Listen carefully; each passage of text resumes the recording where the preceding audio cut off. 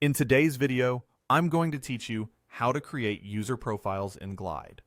By the end, you'll know exactly how to add a new user profile to your app's data and make those changes live, all in a few clear clicks.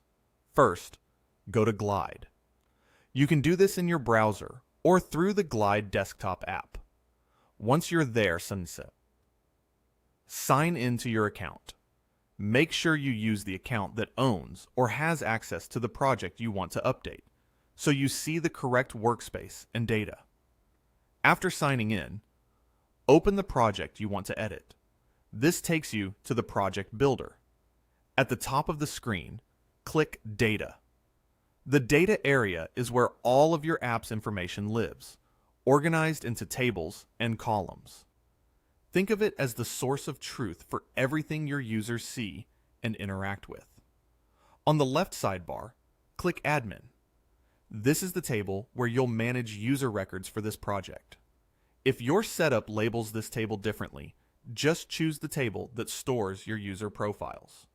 Before adding anything, take a quick look at the existing columns so you know what details are expected, such as display names, unique identifiers, roles, or any status fields your app uses. Keeping data consistent here helps your app behave as intended. Next, click Add New Row. This creates a fresh, empty row in the admin table. You'll see cells for each column. Now, put the details of the new user. Enter only the information your app needs and that you're authorized to store. Be mindful of formatting. For example, if your app relies on exact matches for identifiers, enter them carefully and avoid duplicates. If you have role or status columns, choose the appropriate value your app already recognizes.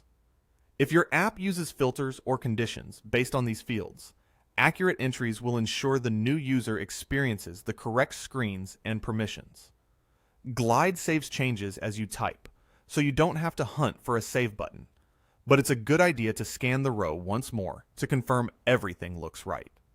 When you're satisfied, go to the top right corner and click Publish.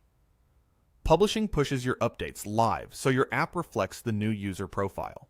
If your app is already live, this step ensures your latest data structure and entries sync with what your users see. That's it. You went to Glide, signed in, opened your project, navigated to data, selected the admin table, added a new row, filled in the user's details, and published your changes. Thanks for watching this step-by-step Glide tutorial.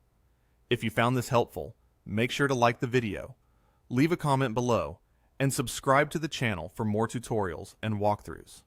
See you in the next video.